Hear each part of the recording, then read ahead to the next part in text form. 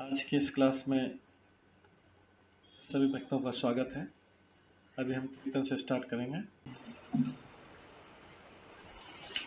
जय राधा माधव कुंज बिहारी, जय राधा माधव कुंज बिहारी, जय गोपीजन वल्लभ गिरिवर धारी, जय गोपीजन वल्लभ गिरिवर धारी, यशोदानंदन व्रज जनरंजन, यशोदानंदन व्रज जनरंजन, यमुना तीरावनचारी, यमुना तीरावनचारी, जय राधा माधव कुंज बिहारी, जय राधा माधव कुंज बिहारी, हरे कृष्णा कृष्णा कृष्णा हरे हरे, हरे राम राम राम हरे हरे, हरे कृष्णा कृष्णा कृष्णा हरे हरे, हरे राम राम राम हरे हरे, हरे कृष्णा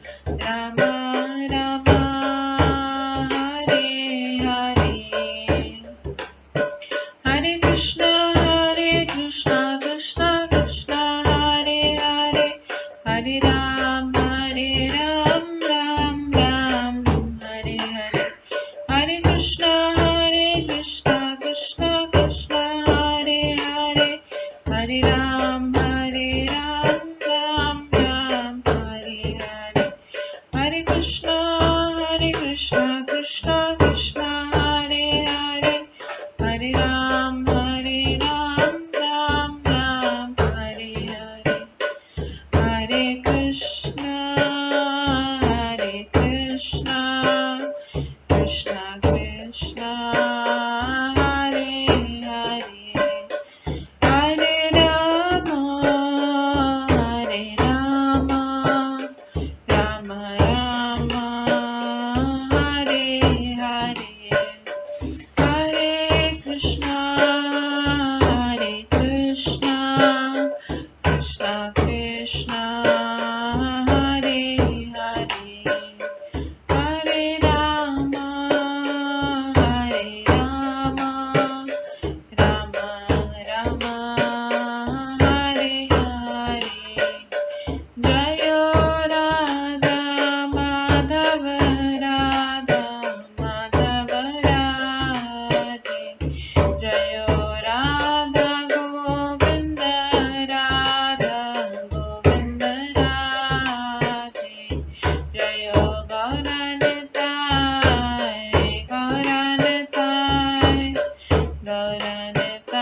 जय गौरनताय, जय जय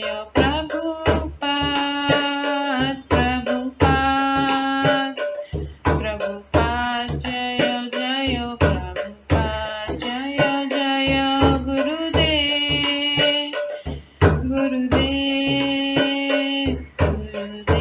जय जय गुरुदेव, नित्य गौर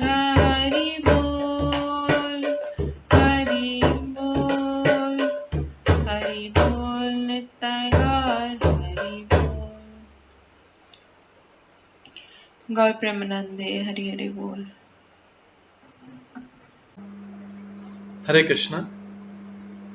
आज की इस क्लास में सभी भक्तों का स्वागत है। अभी मंगलाचरण से स्टार्ट करेंगे। ॐ अज्ञानतिमिरन्धस्य ज्ञानाञ्जनशलाकया चक्षुरुन्मिलितं येन तस्मै श्रीगुरुवे नमः। श्रीचैतन्यमनोभीष्टं स्थापितं येन भूतले स्वयं रूप कदा मह्यं ददाति स्वपदान्तिकम्।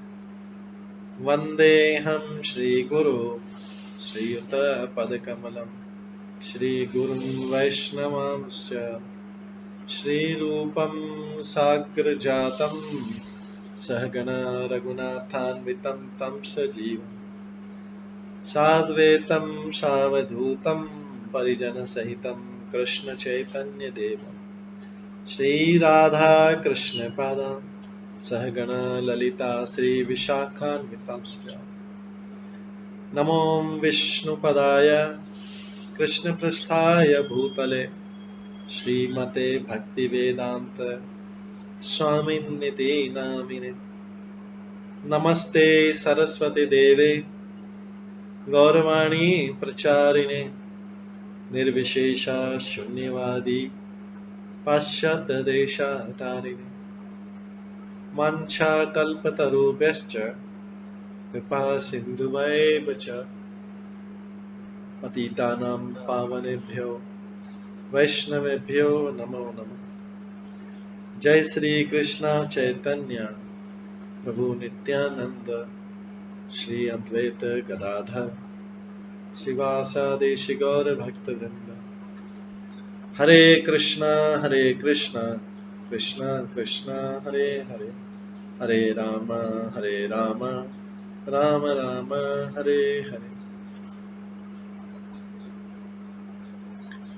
ओम नमो भगवते वासुदेवाय। ओम नमो भगवते वासुदेवाय।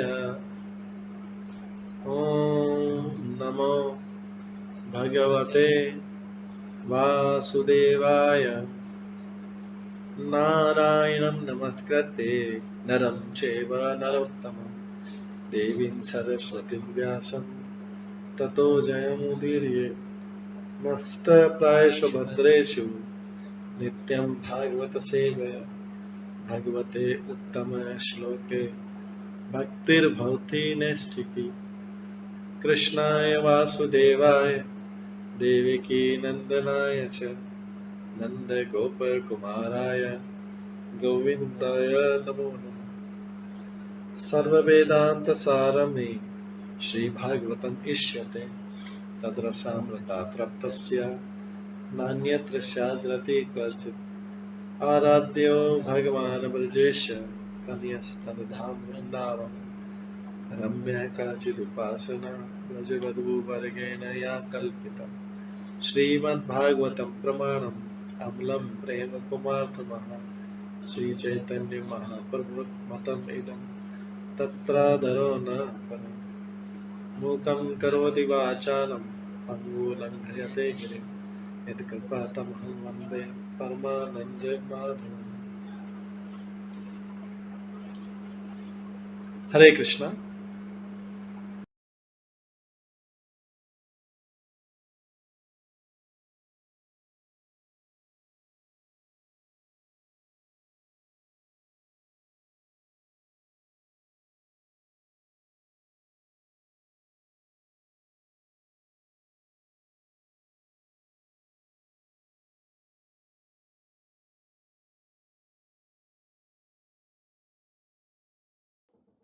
हरे कृष्णा। आज की इस क्लास में सभी भक्तों का स्वागत है। कल हम श्रवण कर रहे थे राजसु यज्ञ में शिशुपाल का उद्धार। तो शिशुपाल जब भगवान के विरुद्ध अपशब्द बोल रहा था तो सारे लोगों को क्रोध आ रहा था, सभा में बैठे हुए सभी सभासदों, कि भगवान के विषय में इतना विरुद्ध क्यों बोल रहा, इतना ईर्ष्या से भगवान से इसको इतनी ईर्ष्या क्यों है? सब लोग उनको मारने के लिए दौड़े, लेकिन भगवान ने सबको रोक दिया, क्योंकि भगवान चाहते थे कि तब तक बोले जब तक कि इसके जो मैंने इसको वचन दिया था, जो उसकी माता को मैंने वचन दिया था कि अगर ये 99 तक बोलेगा तो मैं इसका वध नहीं करूंगा, लेकिन जैसे उससे 100 तक मैं इसको 99 तक इसको क्षमा कर दूंगा, 100वें अपराध में इसको क्षमा नहीं करूंगा। भगवान ने तुरंत ही अपना सुदर्शन चक्र छोड़ा और उसका तेज धार वाले चक्र को चलाया और आक्रमण करे, जिससे शत्रु का सिर काट दिया। भगवान तो सबके हितैषी हैं, सबके वेलविशर हैं, सबके मित्र हैं। सबको सारे टाइम सारी चीजें सप्लाई करते थे, हवा पानी और सब कुछ, लेकिन फिर भी व्यक्ति सब कुछ पाते हुए भी वो भगवान से शत्रुता, ये ईर्ष्या। ये शिशुपाल जो है, ये ईर्ष्या का एक टॉप मोस्ट उदाहरण है। जब भी कहीं ईर्ष्या की बात आती है, शिशुपाल का नाम आता है। जहां पे भी कहीं भय की बात आती है, कंस का नाम आता है। जहां पे भी कहीं शत्रुता की बात आती है, हिरण्यकशिपु का नाम आता है। और जहां पे भी कहीं प्रेम की बात आती है, वहां पे गोपियों का नाम आता है। और जहां पे भी कहीं सहनशीलता की बात आती है, प्रहलाद महाराज का है।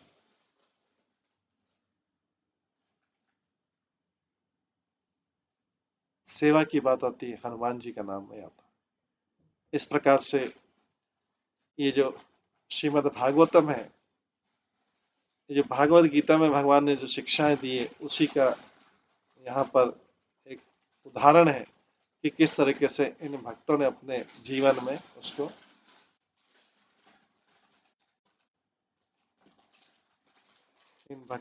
अपने जीवन में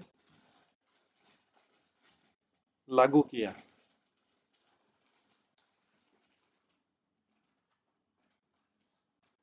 क्योंकि कोई बोल सकता है कि ये तो भगवान ने बोला, किसी ने अपने जीवन में लगाया क्या इसको? यहाँ पे उदाहरण है। कोई बोलेगा फिर और आगे रीजन कर सकता है, उसको नहीं मानना हो भगवान का आदेश, बोलेगा नहीं ये तो बहुत भागवतम में लिखे हो। तो फिर आधुनिक युग में भी हम देखते हैं कि गौड़ी संप्रदाय में ऐसे ऐसे भक्त हुए हैं जिन्होंने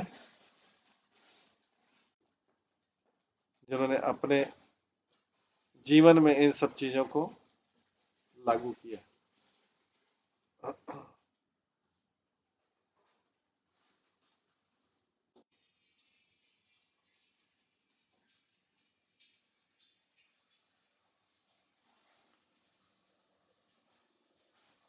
इस तरह शिशुपाल मार डाला गया तो भीड़ में भारी शोर होने लगा। जो शिशुपाल के संबंधी थे, कुटुंबी थे, मित्र थे, वो सब भागने लगे तुरंत। क्यों? क्योंकि अभी तक उनको लग रहा था कि इनका वध नहीं होगा, लेकिन अभी उसका वध हो गया। इसके पश्चात आज हम अगली श्लोक से स्टार्ट करते हैं, 45 श्लोक। छेद्य देहतितं ज्योति वासुदेवम् उपाविशत् पश्यतां सर्वभूतानाम उल्काइव भुविखाच्युत। शिशुपाल के शरीर से एक तेजोमय प्रकाश पुंज उठा और सबों के देखते देखते वो भगवान कृष्ण में उसी तरह प्रविष्ट हो गया, जिस तरह आकाश से गिरता हुआ पुच्छल तारा पृथ्वी में समा जाता है।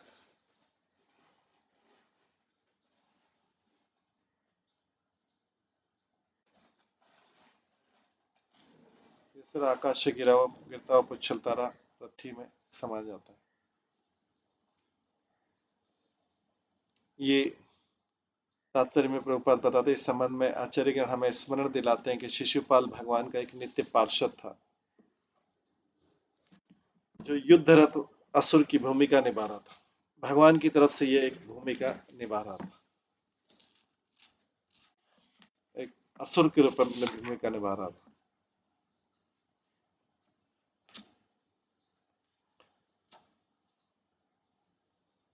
इस तरह अधिकांश दर्शकों को लगा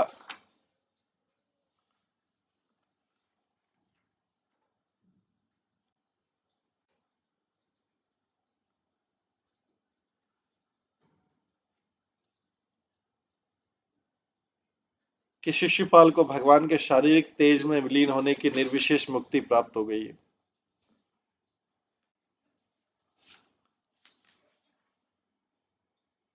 वस्तुतः अपने मर्त्य शरीर से मुक्त होने के बाद शिशुपाल अपने स्वामी वैकुंठ के अधिपति की ओर लौट गया, क्योंकि उसका तीसरा जन्म जो है पूरा हो गया था।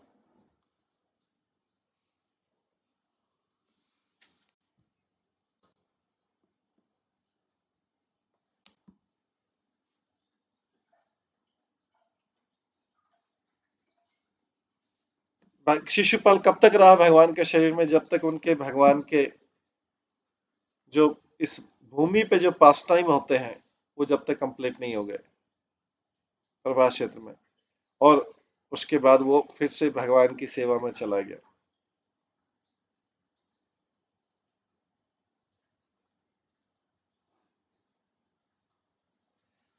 लेकिन लोग समझते हैं कि शिशुपाल जो है, शिशुपाल ने सायुज्य मुक्ति प्राप्त की, भगवान में विलीन हो गया, लेकिन भगवान में तब तक रहा, उनके बॉडी में प्रकाश में, भगवान के शरीर से जो प्रकाश निकल रहा है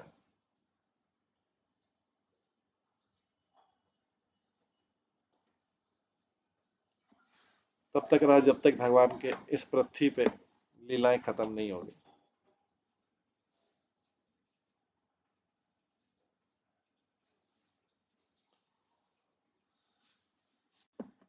जन्मत्रय अनुगुणित्वेर सनध्या धिया ध्यायन ध्यायन तत्मयताम यात भावो ही भव कारणम।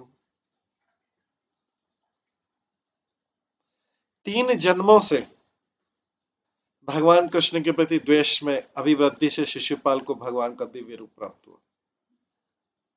दरअसल मनुष्य की चेतना से उसका भावी जन्म निश्चित होता है कि अभी मनुष्य की चेतना क्या है। ध्यायस्तम या तो भावो ही भव कारणम, जो अभी भाव चल रहा है, अभी भाव मतलब अभी जो चेतना चल रहा है मनुष्य की चेतना से, उसका भावी जन्म भव कारणम, उसका भावी जन्म क्या होगा उससे पता लगाया जा सकता है, अगर उसकी भक्ति के लेवल में बहुत ज्यादा बदलाव नहीं आए। तो शिशुपाल ने 3 जन्मों से भगवान कृष्ण के प्रति द्वेष किया। ये भी अच्छा था कि भगवान कृष्ण से द्वेष किया। अगर भौतिक जगत में किसी से द्वेष कर लिया तो देश भी एक तरीके से आ सकती है, वो नेगेटिव आ सकती है। राग किसी से संबंध के कारण आ सकती है, ब्लड रिलेशन के कारण, मित्रता के कारण आ सकती है, और किसी से द्वेष के कारण आ सकती है, उसे ऐसा द्वेष है उससे। तो ये द्वेष, इस भौतिक जगत के राग और द्वेष जो दोनों ही है, ये जीव के वापस आने के कारण है, और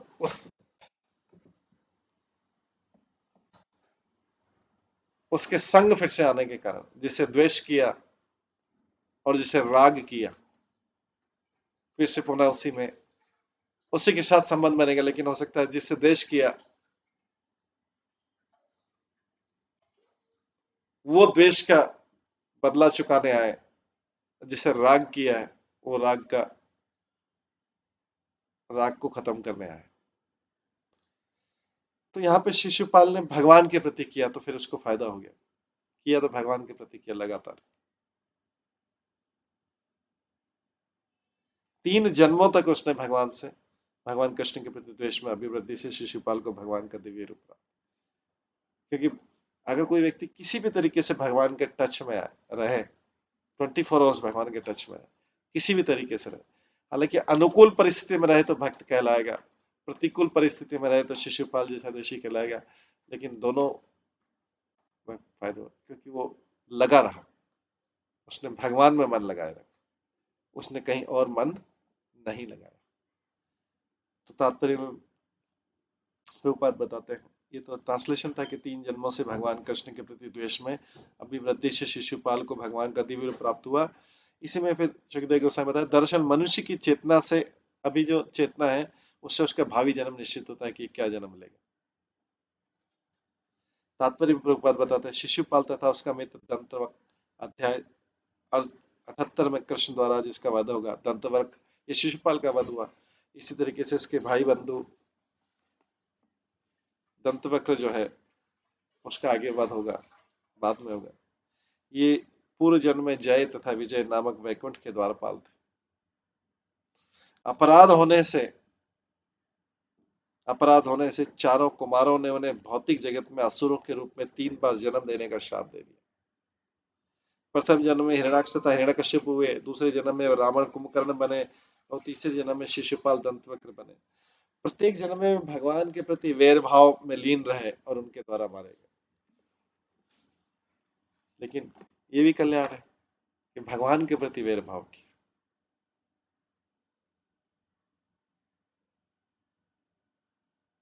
श्री प्रभुपाद ने शिशुपाल की स्थिति की व्याख्या इस प्रकार की है, यद्यपि शिशुपाल कृष्ण का शत्रु बनकर कार्य कर रहा था तथा वो एक भी क्षण के लिए कृष्ण भावना से दूर नहीं रहा। प्रभुपाद उसकी प्रशंसा करते, इसने लगाया तो भगवान से शत्रुता की पहली बात तो, और दूसरी थी किसी भौतिक जगत के जीव से नहीं की, भगवान से शत्रुता की, और वो भी 24 आवर्स की। ये भी एक बहुत बड़ी बात है। वो सदैव कृष्ण के ध्यान में लेता, लेकिन द्वेष के कारण। अतः उसे सर्वप्रथम सायुज्य मुक्ति प्राप्त हुई और अंततः साकार सेवा की अपनी मूल स्थिति को फिर से प्राप्त कर सका। भगवत गीता में पुष्टि होती है, यदि मृत्यु के समय व्यक्ति परमेश्वर के ध्यान में मग्न रहता है तो भौतिक शरीर त्यागने के पश्चात तुरंत ही भगवत धाम। तो मनुष्य को पूरे जीवन ये प्रयास करना है कि भगवान से किस प्रकार से आसक्ति,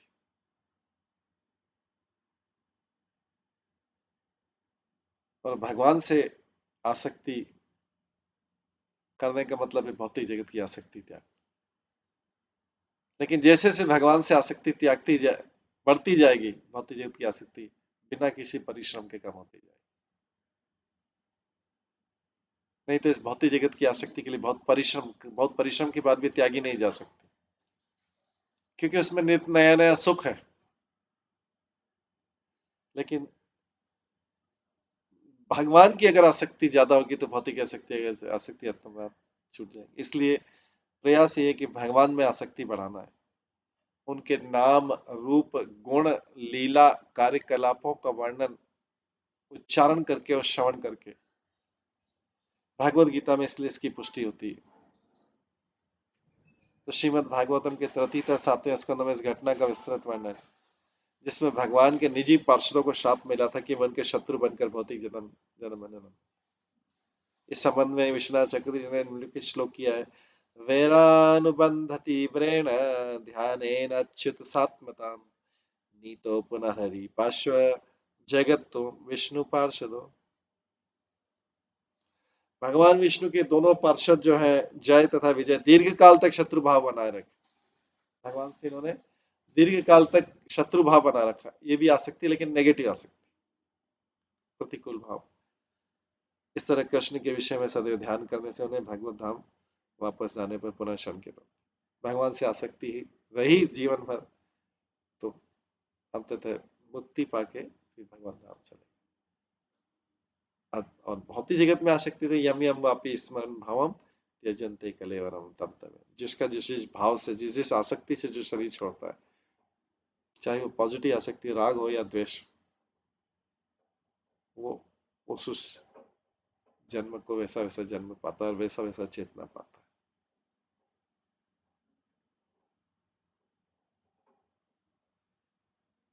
इस प्रकार से शिशुपाल का वध हुआ और उसका क्योंकि भगवान के लिए प्रतिक्रिया था इसलिए उसका उद्धार हुआ। आगे बोलते हैं 47 श्लोक में, ऋत्विग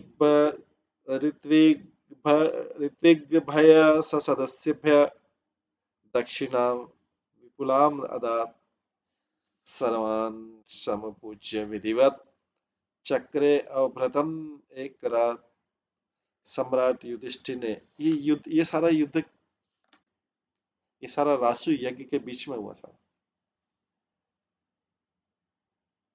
वो इतना ईर्ष्यालु था कि वो बीच में रासु यज्ञ चल रहा था तो उसने ये सोचा कि पहले नहीं बोला जब कृष्ण का नाम प्रपोज किया अग्रज के, उसने बीच में बोला जिससे वो स्थिति का पूरा लाभ उठा सके, जिससे वो यज्ञ भंग हो। उसका उद्देश्य था यज्ञ को भंग करना और युधिष्ठिर महाराज की प्रतिष्ठा को कम करना।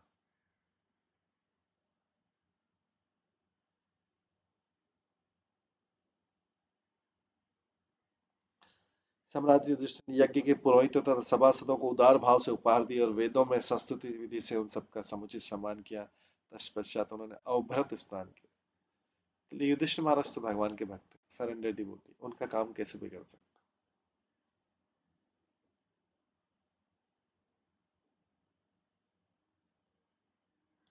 वो काम बिगड़ने के प्रयास में मारा गया।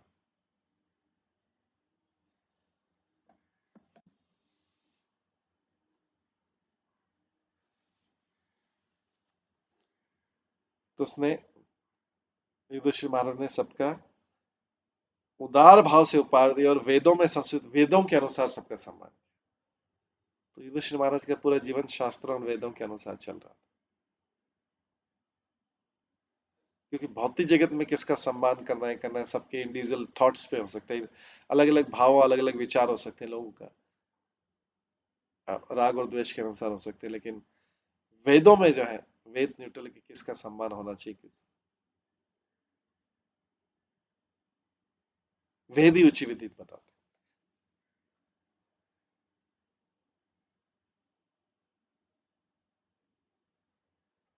साधयित्वा क्रतुराज्ञ कृष्ण योगेश्वरैश्वरः उवास कथिचित मासान सुहृदि अभियाचित। इस प्रकार योगों के समस्त ईश्वरों के सामने श्री कृष्ण ने राजा युधिष्ठिर की ओर से इस महान यज्ञ का सफल समापन करवाया।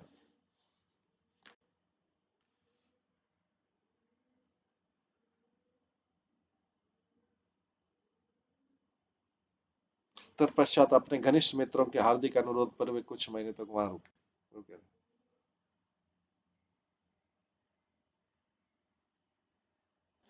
भगवान कृष्ण अपने घनिष्ठ मित्र युधिष्ठिर के आग्रह पर कुछ महीने तक वहां रुके। युधिष्ठिर महाराज बार बार, आप रुकिए रुकिए भगवान रुकिए।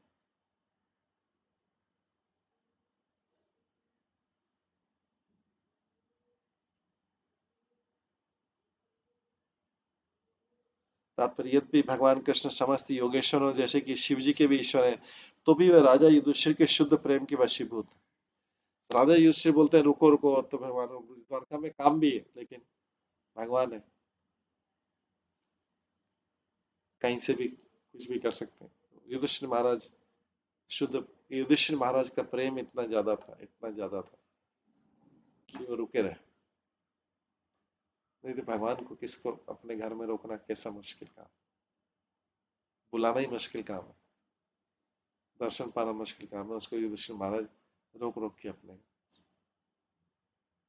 तत्पश्चात अपने घनिष्ठ मित्र के हार्दिक अनुरोध पर वे कुछ महीने तक वहां रुके।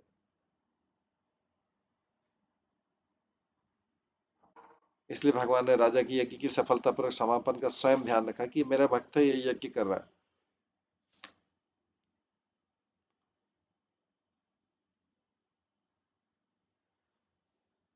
भगवान को और किसी भौतिक जगत के कार्यों से मतलब नहीं, लेकिन उनका भक्त कोई कार्य कर रहा है, उनको ध्यान में रख के कर रहा है, उनको अग्रज बनाया, उन्हीं के बेस पे उनसे परमिशन लेके किया,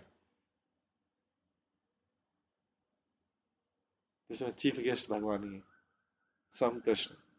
उन्हीं से पहले परमिशन लिया, नारद मुनि से इच्छा व्यक्त की, फिर बुला के फिर इच्छा व्यक्त की, मैं ऐसा करना चाह रहा हूँ।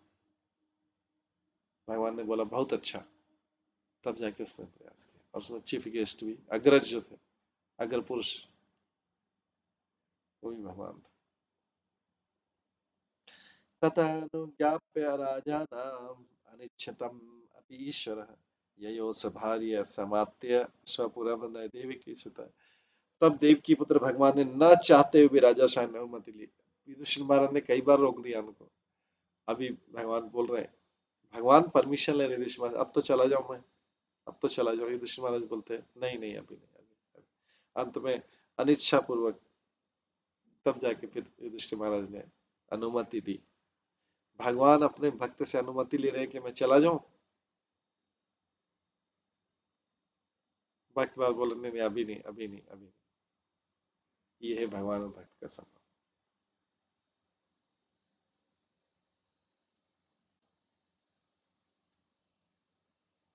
क्योंकि ये ऐसे भक्त हैं जिन्होंने भगवान के लिए सब कुछ त्यागा, समय आने पर सब कुछ त्यागा।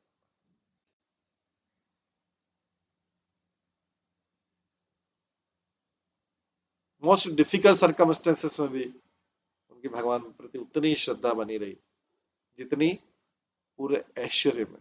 क्योंकि जब व्यक्ति को ऐश्वर्य मिलता है तो कभी कभी भगवान सोचता है थैंक यू देता है, लेकिन जब दुख मिलता है तो भगवान ये क्या कर दिया, आप तो है ही नहीं, एग्जिस्ट ही नहीं करते। एग्जिस्ट करते तो मुझे इस दुख अवस्था में देखते क्या।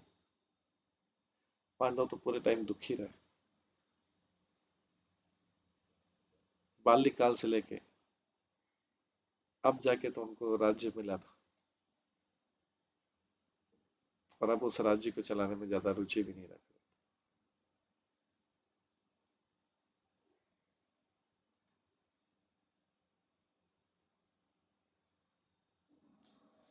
तब देवकी पुत्र भगवान ने न चाहते हुए भी राजा से अनुमति ली और अपनी पत्नी तथा मंत्रियों सहित अपनी राजधानी लौटाए। वर्णितं तदुपाख्यानं मया ते बहुविस्तरं वैकुंठवासिनो जन्म विप्रशापात् पुनः पुनः। सुखदेव गोस्वामी कहते हैं कि मैं पहले ही तुमसे वैकुंठ के उन दो वासियों का विस्तार से वर्णन कर चुका हूँ जिन्हें ब्राह्मणों के द्वारा शापित होने से भौतिक जगत में बारंबार जन्म लेना पड़ा। ब्राह्मण कौन थे? 4 कुमार, ये वैकुंठ के वासी थे। ये सुखदेव गोस्वामी बता रहे हैं कि ये सब कौन लोग थे? दोनों वैकुंठ वासी थे, जय विजय थे। ब्राह्मणों से 4 कुमार से शापित होने से भौतिक जगत में बारंबार जन्म लेना पड़ा। राजसूयावभृत्येन स्नात राजा युधिष्ठिर ब्रह्म क्षत्र सभा मध्य शुशुभे सुरराट इव। अंतिम अभ्रत्य अनुष्ठान में, जो कि राजसूय यज्ञ के सफल के समापन का सूचक था, एक अभ्रत्य अनुष्ठान होता है, पवित्र होकर राजा युधिष्ठिर एकत्र ब्राह्मण और क्षत्रियों के बीच इस प्रकार चमक रहे थे मानो साक्षात देवराज इंद्र। भगवान इस प्रकार से चमक रहे थे, युधिष्ठिर महाराज इस प्रकार से चमक रहे थे ब्राह्मण और शत्रु के बीच जैसे स्वयं राजा इंद्र। उनका तेज था। उनका तेज किससे आ रहा था? उनकी भगवान के प्रति भक्ति से, उनका सत्य के प्रति निष्ठा। युधिष्ठिर महाराज सत्यनिष्ठ माने जाते, सत्य के प्रति निष्ठा।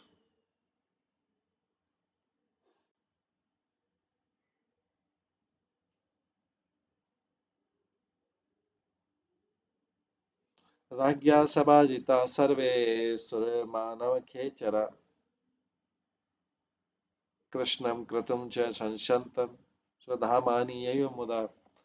राजा द्वारा समुचित सम्मान दिए जाकर देवता, मनुष्य तथा ये मध्य लोक के निवासी प्रसन्नता पूर्वक कृष्ण तथा महान यज्ञ की प्रशंसा करते हुए अपने अपने लोगों के लिए रवाना हुए। यज्ञ की प्रशंसा सारे देवता भी कर रहे, मनुष्य भी कर रहे, और भगवान तो कर ही रहे प्रश्न, क्योंकि भगवान तो स्वयं उपस्थित थे।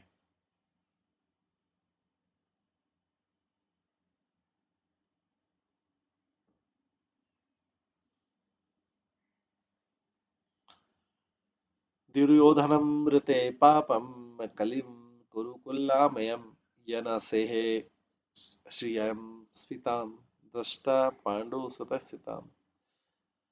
तो पापी दुर्योधन को छोड़ के सारे लोग संतुष्ट हैं, क्योंकि वह तो साक्षात कलिकाल था। दुर्योधन तो साक्षात कलिकाल है। ये भी एक ईर्ष्या का दूसरा है, ईर्ष्या और शत्रुता दोनों दुर्योधन। तो पापी दुर्योधन को स्वर्ग के उस यज्ञ के संपन्न होने, भगवान का कार्य था। राष्ट्रीय भगवान को प्रश्न परीक्षित सुधिष्ठिर महाराज ने पहले पूछा, फिर दूसरी बार पूछा, फिर उनकी अनुमति, फिर लेके उनको अग्रज बनाया, उसको लेके सारा काम भगवान को समर्पित करते हुए किया, और सफल होना था भगवान। सारे लोग संतुष्ट हुए क्योंकि सारे भक्त थे, पापी दुर्योधन को छोड़ के, क्योंकि वह तो साक्षात कलिकाल था, उसमें तो साक्षात एक क्वालिटी थी, कलिकाल था। और वो कुरुवंश का रोग था, वो कुरुवंश के लिए रोग, डिजीज था वो, कुरुवंश के लिए, पूरे कुरुवंश के लिए, क्योंकि पांडु पुत्र के बुद्धिमान ऐश्वर्य का देखना सहन नहीं कर सके। वो पांडव जो भगवान के भक्त हैं, उनके वृद्धिमान ऐश्वर्य को, उनका बढ़ने वाला ऐश्वर्य को देख के वो सहन नहीं कर सका, उसको ईर्ष्या हो रही थी। तात्पर्य में श्रील प्रभुपाद लिखते हैं, दुर्योधन स्वभाव से अत्यंत ईर्ष्यालु था, क्योंकि उसका जीवन पापमय था। ईर्ष्या किससे उत्पन्न होती है? अगर जीवन पापमय है, इससे ईर्ष्या उत्पन्न होती है। और वो कुरुवंश में संपूर्ण वंश को नष्ट करने के लिए साक्षात असाध्य रोग के रूप में प्रकट होता है। डिजीज है ऐसा व्यक्ति, ऐसा व्यक्ति पूरे वंश के लिए डिजीज है, रोग है, क्योंकि वो स्वयं का विनाश नहीं करता, पूरे वंश का विनाश करता। श्री सिद्धार्थ स्वामी कहते हैं कि दुर्योधन शुद्ध धार्मिक सिद्धांतों से घृणा करता था। क्योंकि शुद्ध धार्मिक सिद्धांत से घृणा क्यों करता था? वो उसकी इच्छाओं के विपरीत जाते हैं शुद्ध सात्विक धार्मिक। जब किसी व्यक्ति की इच्छा जाती है तो उसे घृणा करने लगता है, उसके धार्मिक सिद्धांतों, वेदों से, शास्त्रों से, या भगवान के शुद्ध भक्तों से, या भगवान से व्यक्ति घृणा क्यों कर, घृणा या ईर्ष्या क्यों करता है? क्योंकि वो उनके विचारों से मैच नहीं करता, वो धार्मिक सिद्धांतों से उसके विचार मैच नहीं करते। तो यहाँ पे लिखा हुआ, इसलिए पहले तो प्रभुपाद लिखते हैं कि दुर्योधन स्वभाव से अत्यंत ईर्ष्यालु था, क्योंकि उसका जीवन पापमय था, पापमय जीवन से ईर्ष्या उत्पन्न होती, और वो कुरुवंश में संपूर्ण वंश को नष्ट करने के लिए साक्षात असाध्य रोग के रूप में, डिजीज है, साक्षात डिजीज ही सामने खड़ा रोग। और आगे श्रीधर स्वामी लिखते हैं कि दुर्योधन शुद्ध धार्मिक सिद्धांतों से घृणा करता, जहां चीटिंग रिलीजन आ जाएगा, चीटिंग, या वहां पे ये संसार चीटिंग रिलीजन को फेवर करता, और शुद्ध शांति सिद्धांत, धार्मिक सिद्धांतों से घृणा, क्योंकि जो चीटिंग रिलीजन है वो उसके इच्छाओं को पूर्ति करने में फेवर करता है, अनुकूल है उसकी इच्छा। और जो शुद्ध सात्विक सिद्धांत है सारे इस चीज की इच्छाओं के विरुद्ध बोलते हैं, उससे उसकी इंद्रिय दृष्टि नहीं पाती, इसलिए उसको घृणा है, ईर्ष्या का जन्म। आगे बोलेंगे, यह इदम कीर्तयेत विष्णु कर्म चैदवद आदिकम राजमोक्षम वितानम च सर्व पापे प्रमुच्यते। आगे बोला गया, जो व्यक्ति, इसका महात्मा बताया गया इस अध्याय का, जो व्यक्ति भगवान विष्णु के इन कार्यकलापों को, जो व्यक्ति भगवान विष्णु के इन कार्यकलापों को, जिनमें शिशुपाल का वध, राजाओं को मुक्त किया जाना तथा राष्ट्रीय का निष्पादन संबंधित सुनाता है, वो समस्त पापों से छूट जाता है। जो व्यक्ति सुनता है और जो सुनाता है वो समस्त पापों से छूट जाता है, जिसमें भगवान विष्णु के कार्यकलाप, क्योंकि भगवान भागवतम जो है भगवान विष्णु के नाम, रूप, गुण, लीला, कार्यकलाप, इसका वर्णन करता है। तो कार्यकलाप केवल सुनने मात्र से, केवल सुनने, ध्यान पूर्वक सुनने मात्र से व्यक्ति के पाप नष्ट हो जाते।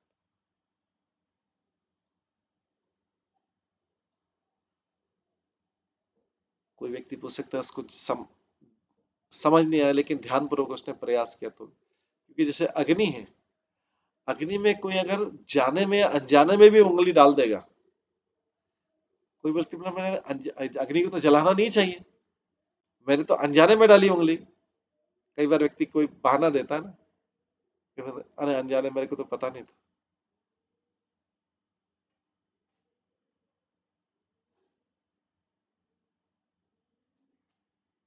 मेरे को तो इसका पता ही नहीं था। पता ही नहीं था तो पता करना था, प्रयास करना था। तो व्यक्ति को जब आगे में उंगली डाल देता, जल जाती है, अरे मेरे को तो पता नहीं था अग्नि से जलते। मूर्ख व्यक्ति जो है ऐसे बोलता, मुझे तो पता नहीं था अग्नि से। नहीं, पता नहीं करना, तो पता करना था, उसके लिए प्रयास करना था, थोड़ा एफर्ट्स करना था, दूसरी जगहों से ध्यान हटाना था। तो यहाँ पे जो है अग्नि, अग्नि में कोई ये नहीं अग्नि को ब्लेम कर, अरे अग्नि ने जला दिया, अग्नि जला, मेरे को पता नहीं था, मैं तो सोचा चमकने वाली चीज है, प्रकाश देने वाली चीज है, कोई नई चीज है, एक बार उंगली डाल के देख लेता हूँ। तो महान मूर्खता हुई।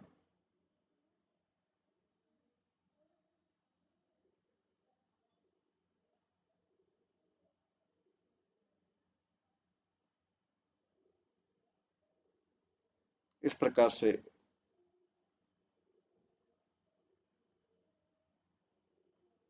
जो व्यक्ति इसको सुनता है सुनाता है, उससे सारे पाप से छूट जाता है। इसके बाद 75वां अध्याय चालू होता है, जिसका नाम है दुर्योधन का मान मर्दन। अभी दुर्योधन को जो भी अपना थोड़ा बहुत उसका जो मान था उसका मर्दन होता है, थोड़ा उसका जो घमंड था, गर्व था, वो दूर होता है। इसमें परीक्षित महाराज कहते हैं, सुखदेव गोस्वामी, श्री राजोवाच अजात शत्रु तम दृष्टा राजसूय महाउदयम्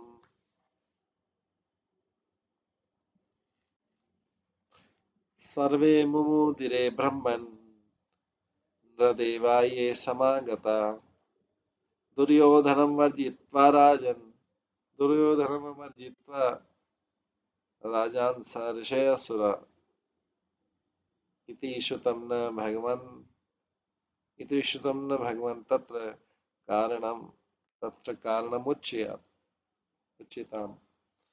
महाराजा परीक्षित ने कहा है, ब्राह्मण सुखदेव गोस्वामी से बोल रहे हैं, मैंने आपसे जो कुछ सुना उसके अनुसार एकमात्र दुर्योधन के अतिरिक्त वहां एकत्रित समस्त राजा ऋषि तथा देवतागण अजाशत्रु राजा के राजसूय यज्ञ के अद्भुत उत्सव को देखकर परम हर्षित थे। कृपा करके मुझसे कहिए कि ऐसा क्यों हुआ कि दुर्योधन ही खाली उससे असंतुष्ट था, बाकी सब लोग हर्षित थे। तो परीक्षित महाराज इस बात को आगे बताना चाह रहे कि दुर्योधन ऐसा क्यों, कि दुर्योधन क्यों असंतुष्ट था और बाकी लोग क्यों संतुष्ट थे। हम लोगों ने सबने तो सुन लिया है इसलिए हमको, लेकिन परीक्षित महाराज तो पहली बार सुन रहे थे और हम लोगों के सुनाने के लिए सुन रहे। तो परीक्षित महाराज पूछते, दुर्योधन क्यों असंतुष्ट था और बाकी लोग क्यों संतुष्ट, कृपा करके मुझसे ऐसा ऐसा क्यों हुआ ये बताइए। श्री बादरिणुवाच, सुखदेव स्वामी कहते हैं,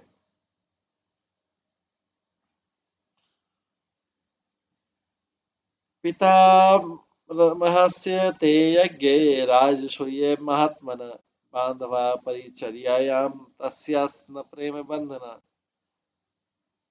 बद्री ने कहा, सुखदेव गोस्वामी ने कहा, तुम्हारे संत सदृश दादा, तुम्हारे दादा परीक्षित के दादा कौन थे, अर्जुन युधिष्ठिर ये सब उसके दादा थे।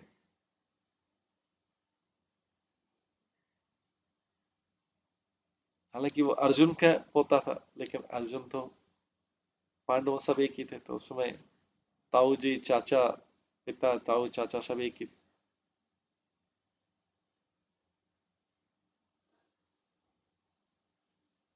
तुम्हारे सदस्य दादा के राष्ट्रीय मन के प्रेम से बंधे हुए, उनके पारिवारिक सदस्य उनकी ओर से विनीत सेवा करने में संलग्न थे। तो इसलिए बोल रहे हैं कि तुम्हारे दादा मतलब अर्जुन होना चाहिए, युधिष्ठिर महाराज भी, क्योंकि वही ताऊ जी थे, ताऊ वो भी ताऊ दादा थे। तुम्हारे सदस्य दादा के राष्ट्रीय युग में, पांडवों के राष्ट्रीय युग में उनके प्रेम से बंधे हुए, उनके पारिवारिक सदस्य उनकी ओर से विनीत सेवा कार्य में संलग्न थे। तात्पर्य, राजा युधिष्ठिर ने यज्ञ के अवसर पर किसी भी संबंधी को किसी काम में लगाने के लिए बाध्य नहीं किया। राजा युधिष्ठिर ने यज्ञ के अवसर पर किसी भी संबंधी को किसी कुटुंबी को किसी काम में लगने के लिए बाध्य नहीं किया, प्रत्युतः सब उनके प्रेम व स्वेच्छा से कार्य में लगे हुए, प्रेमवश लगे हुए।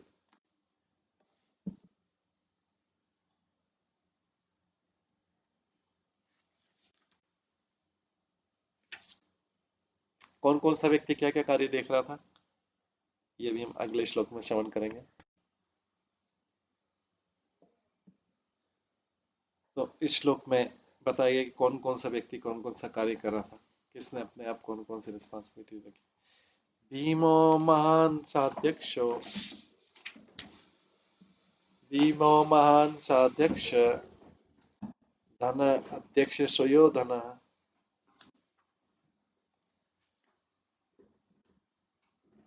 सहदेव पूजायां नकुल द्रव्ये साधते गुरु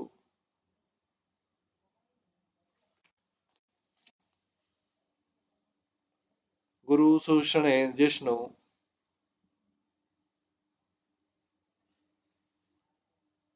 गुरु सूषणे जिष्णु कृष्ण पादव ने जने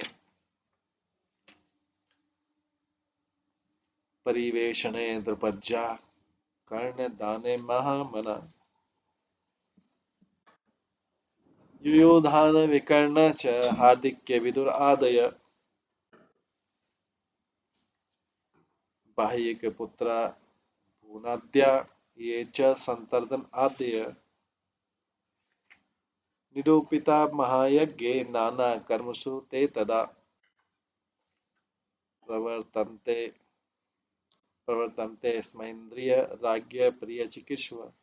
भीम क्या कर रहे थे, कौन कौन से रिस्पॉन्सिबिलिटी लिया था ये राजसूय यज्ञ में, भगवान का पूरा कार्य था। भीम रसोई की देखरेख कर रहे थे क्योंकि पांचों पांडव यज्ञ कर रहे। भीम रसोई की देखरेख कर, दुर्योधन कोष की देखभाल करा। दुर्योधन को कोष क्यों दिया था खजाना,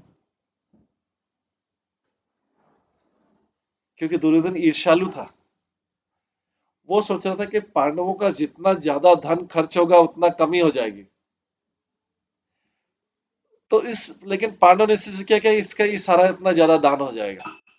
तो देखिए दोनों की मेंटेलिटी, उसकी मेंटेलिटी दुर्योधन का था कि दुर्योधन खजाना की सोच रहा है कि जितना पांडवों का खर्च हो जाए इनके पास कुछ नहीं बचेगा, गरीब हो जाएंगे, इसलिए ईर्ष्यालु व्यक्ति को खजाना दे दिया। उधर से पांडव सोच रहे थे कि ये थोड़ा खुले दिल से हमारा पैसा खर्च करेगा, अपना पैसा नहीं खर्च करेगा, हमारा पैसा खर्च करेगा तो हमारा दान हो जाएगा।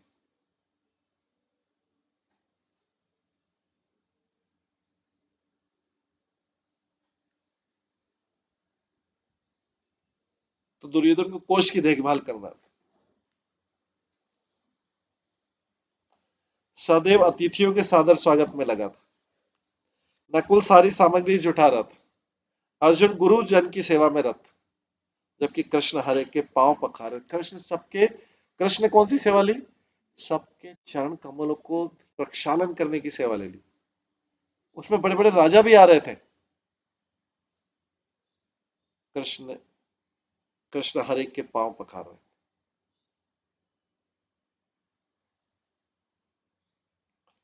द्रौपदी भोजन परोस रही थी और दानी कर्ण उपहार दे रहे थे। कर्ण को भी उपहार देने में क्यों कर दिया, क्योंकि कर्ण भी कौरवों की साइड था। वो भी सोच रहा था कि पांडवों का जितना ज्यादा पैसा खर्च हो।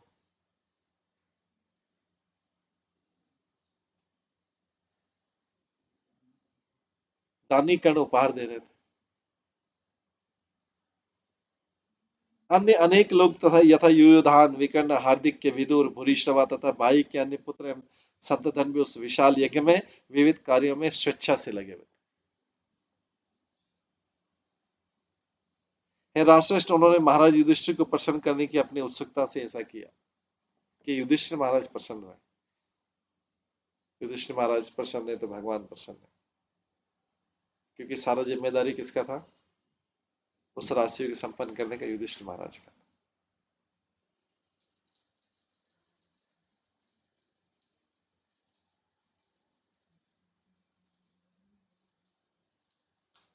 ऋत्विक ऋत्विक सदस्य बहुवेषु तमेषु सुयेष्टेषु सनत्समहर्न दक्षिणाभिः छेद्ये च सात्वत् पते चरणं प्रविष्टे चक्रु तु अभ्रत नपनम नद्याम्।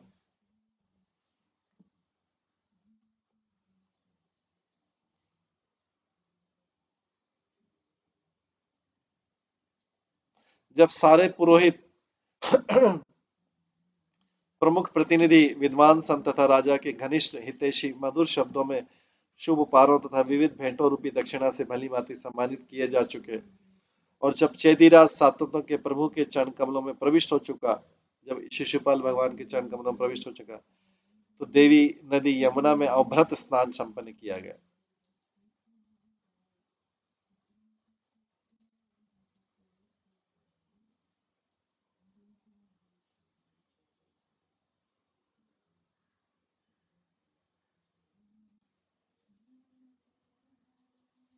मृदंग शंख प्रणव धुंधुरी आनक गोमुखा वादित्राणि विचित्राणि नेदु अवभृतस्तुत्सवे।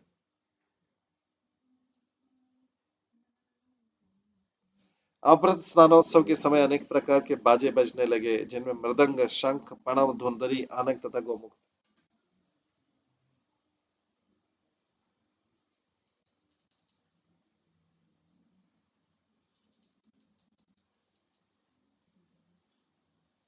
नाटक्य नृत्यष्टा गायकायुषो जुगो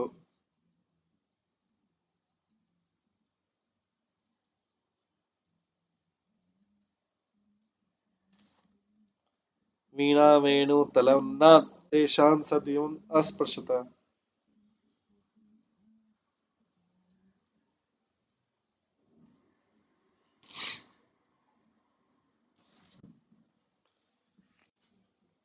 नर्तकियों ने अत्यधिक मोदित होकर नृत्य किया। गायकों ने सामूहिक रूप में गाया और वीणा, वंशी तथा मंजीरे की तेज आवाज बहुत दूर तक स्वर्ग लोग गई। ऐसा भगवान युधिष्ठिर महाराज का यज्ञ संपन्न हुआ।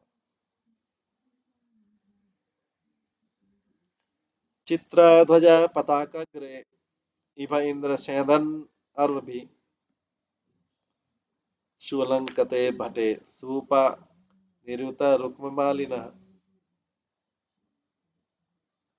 तब सोने के हार पहने हुए सारे राजा यमुना नदी की ओर चल पड़े।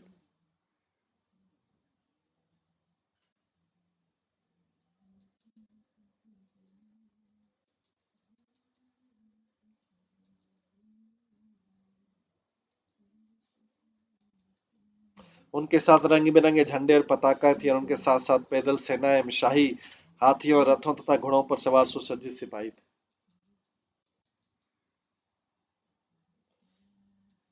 यदुसृज काम्बोज गुरु केकय कौशला कंपयंत भुवम सैन्य यजमान पुरस्सरा।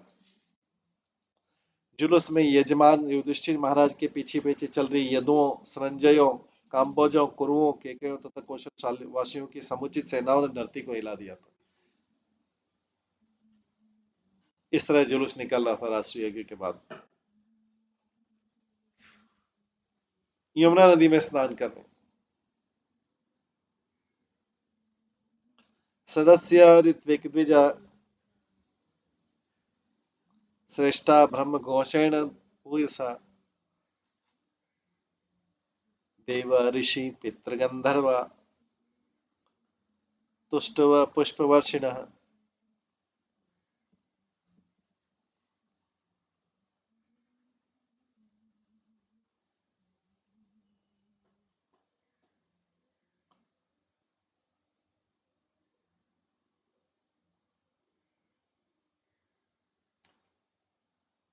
सभासदों, पुरोहितों तथा उत्तम ब्राह्मणों ने जोर जोर से वैदिक मंत्रों का उच्चारण किया, जबकि देवताओं, ऋषियों, पितरों तथा गंधर्वों ने यशोगान की और फूलों की वर्षा की। सुअलंकता नरा नार्य गंधस्त्रक भूषणांबरे विलिम्पन्त्य अभिषिञ्चन्त विजह विविधे रसे।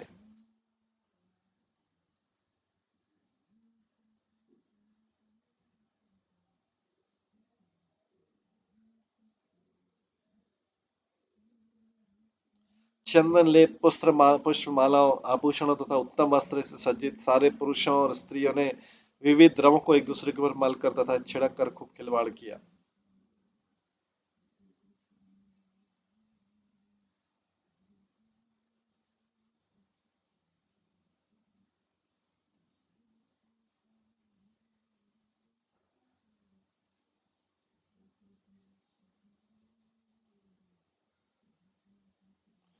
तेल गोरस गंधुद हरिद्रा सांद्र कुंकुमे कुंभी लिप्ता प्रलिम्पन्त्य विजह वारयोषिता। पुरुषों ने पुरुषों ने वारंगनाओं के शरीर को बहुत सारा तेल, दही, सुगंधित जल, हल्दी तथा कुमकुम चूर्ण से पोत दिया।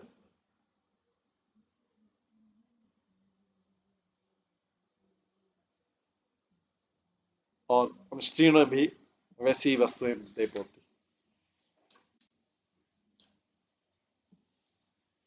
तो श्रील प्रभुपाद ने दृश्य का वर्णन इस प्रकार किया कि इंद्रप्रस्थ के पुरुषों एवं स्त्रियों के शरीर विभिन्न प्रकार के इत्र एवं पुष्प तेलों से चुपड़े थे।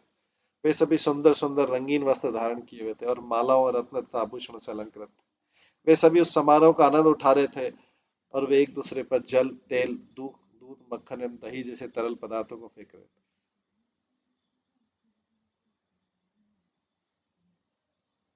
कुछ लोगों ने तो इन पदार्थों को एक दूसरे के शरीर पर पोत डाला। इस प्रकार वे उत्सव का आनंद उठा रहे थे। वारांगना भी आनंद विभोर होकर उन तरल पदार्थों को पुरुषों के शरीर पर लगाने में जुटी थी तथा पुरुष भी स्त्रियों के साथ इस प्रकार कर रहे थे। ये सभी तरल पदार्थों से हल्दी एवं केसर में मिलाए गए थे। उनका रंग चमकदार पीला था।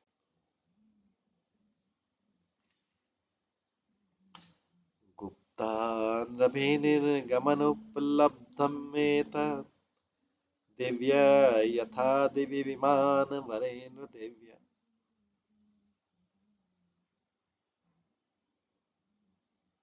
तामातुलेया सखिभिः परिष्यमाना स्रविरीडहासविकसितवदना विरेज।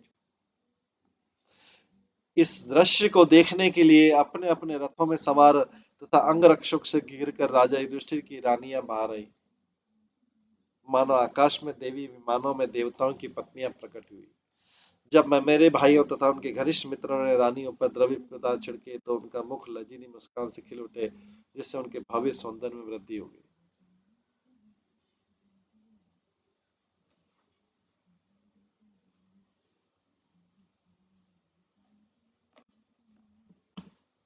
तादेव रानो सखीन शिशु दिवी क्लिन्नाम्बरार्विव्रतगात्रकूच उरुमध्या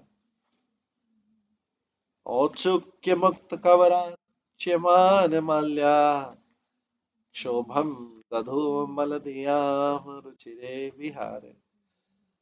जब रानियों ने अपने देवरों तथा अन्य पुरुष संगियों पर पिचकारियों से पानी मारा तो उनके वस्त्र भीग गए। उनके उल्लास में उनके जुबड़े ढीले होने से उनमें बंधे फूल गिर गए। इन मनोहारी लीलाओं से उन्होंने उन लोगों को उत्तेजित किया जिनकी चेतनाएं दूषित थी।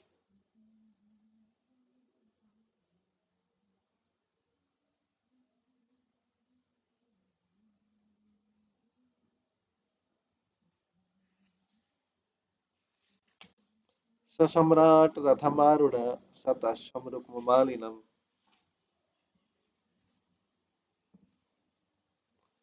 व्यरोचत स्वपत्नी भी क्रिया भी क्रतुराटिव।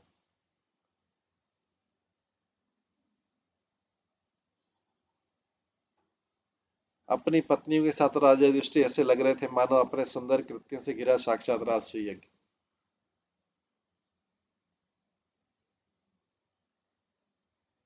पत्नी संयाज अवभृत्ते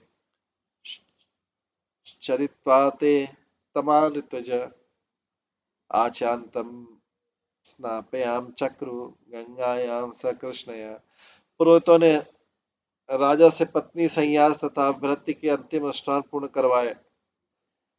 तब उन्होंने राजा तथा रानी द्रौपदी से शुद्धि के लिए जल आचमन गंगा नदी में स्नान करने के लिए कहा। युधिष्ठिर महाराज जो है इस प्रकार से पुरोहित जी के कहने पर सारा कार्य कर रहे हैं। देवदुन भयम नेदु नरदुंदभि समम मुमुच पुष्प वर्षाणी देव ऋषि पितृ मानवा। देवताओं की दुंदभियां मनुष्यों की दुंदभियों के साथ साथ बज उठी। देवताओं, ऋषियों, पितरों तथा मनुष्यों ने फूल की वर्षा की।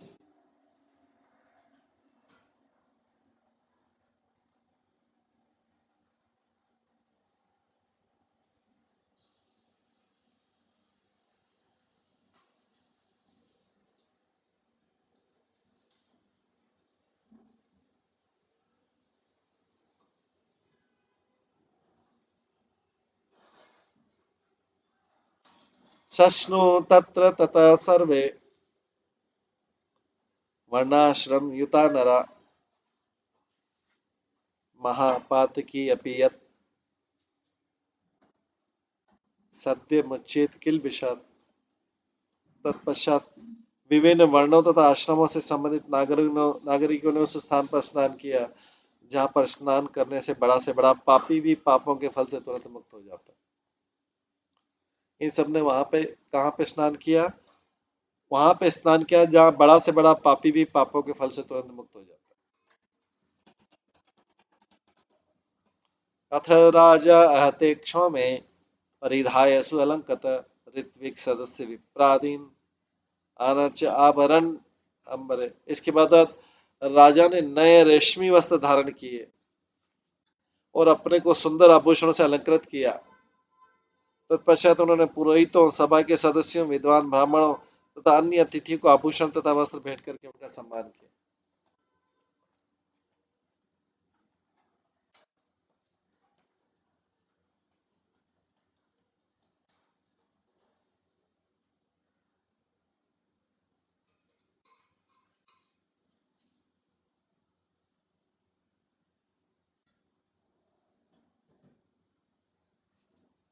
श्री प्रभुपाद लिखते हैं कि राजा ने न केवल स्वयं वस्त्र धारण किए और अपने आप को अलंकृत किया, अपनी उन्होंने सारे पुरोहितों तथा यज्ञ में भाग लेने वाले सारे लोगों को भी वस्त्र तथा आभूषण प्रदान किए। इस तरह उन्होंने सबकी पूजा की।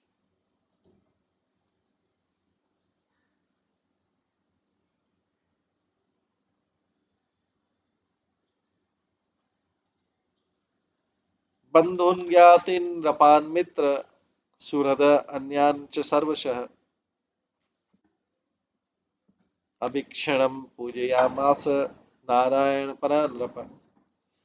भगवान नारायण के प्रति पूर्णतः समर्पित राजा युधिष्ठिर ने अपने संबंधियों, परिवार वालों, अन्य राजाओं, अपने मित्रों, अपने शुभ चिंतकों तथा वहां पर उपस्थित सारे लोगों का निरंतर सम्मान करते रहे।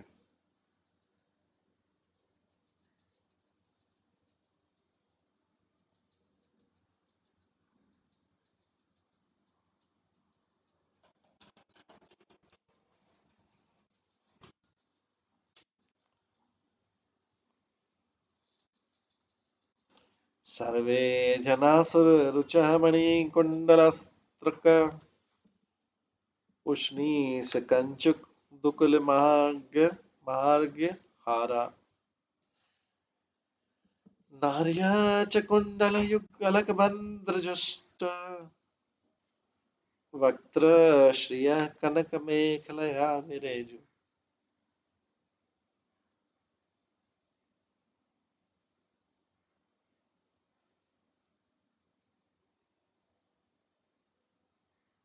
वहां वो उपस्थित सारे पुरुष देवताओं जैसे चमक रहे थे।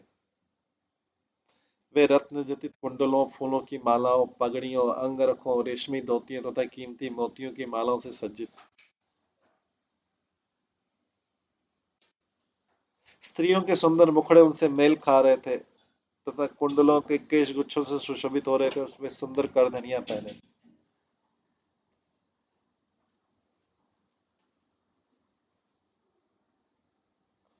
अथा ऋत्विज महाशीला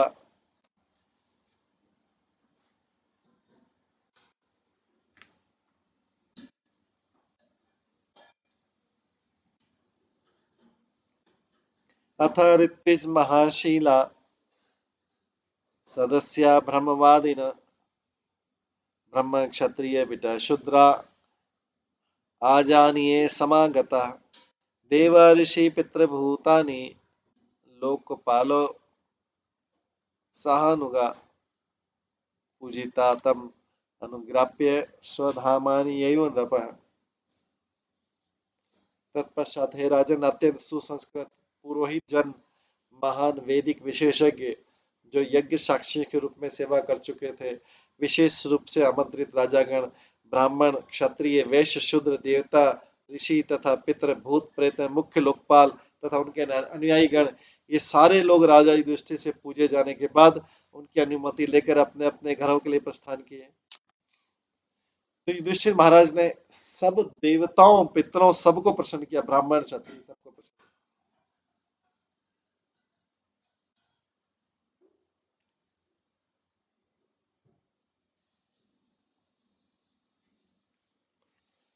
हरिदासस्य राजर्षे राजसूय महोदयम्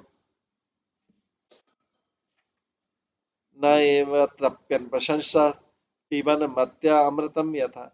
वे उस राजसी तथा हरि सेवक द्वारा संपन्न अद्भुत राजस्व यज्ञ की प्रशंसा करके नहीं अगा रहे थे, जिसे सामान्य व्यक्ति अमृत पीते नहीं अगाता। सब लोग युधिष्ठिर के राजस्व की सारे देवता सब लोग युधिष्ठिर के राजस्व यज्ञ की इतनी प्रशंसा कर रहे थे, प्रशंसा करके अगा नहीं रहे थे जिस तरह सामान्य व्यक्ति अमृत पीते नहीं अगाता। क्योंकि युधिष्ठिर महाराज भगवान के शुद्ध भक्त थे और भगवान के शुद्ध भक्त द्वारा किया गया कार्य जो है भगवान की कृपा से, जहां पे भगवान मुख्य है, उसका सारा संसार जो है उसकी प्रशंसा कर।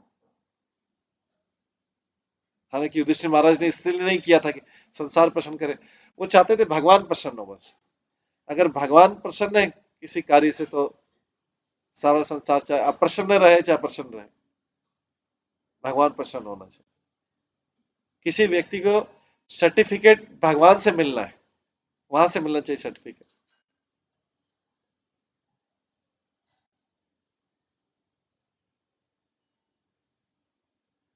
और भगवान प्रसन्न तो ऑटोमेटिकली सारी चीज प्रसन्नता हो जाएगी। उस समय राजा युधिष्ठिर ने अनेक ततो युधिष्ठिर राजा सूरत संबंधी बांधवान प्रेरणा प्रेमणा निवार्यम आस कृष्ण च त्याग कहते। उस समय राजा युधिष्ठिर ने अनेक अपने अनेक मित्रों, निकट संबंधियों तथा बांधवों को जाने से रोक लिया, जिनमें कृष्ण भी थे।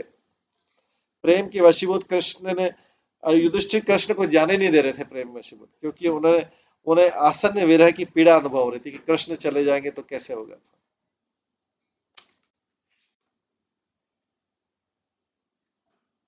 इस तरह से युधिष्ठिर का राजसूय भगवान के रहते भगवान की अध्यक्षता में सफलतापूर्वक संपन्न हुआ।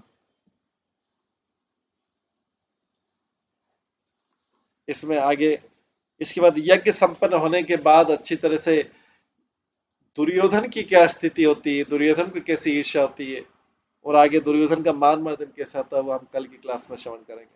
आज की क्लास में यही विराम देते हैं। हरे कृष्णा। सभी भक्तों का बहुत बहुत धन्यवाद। सभी भक्तों के लिए एक बार हरे कृष्ण महामंत्र का जप करते हैं।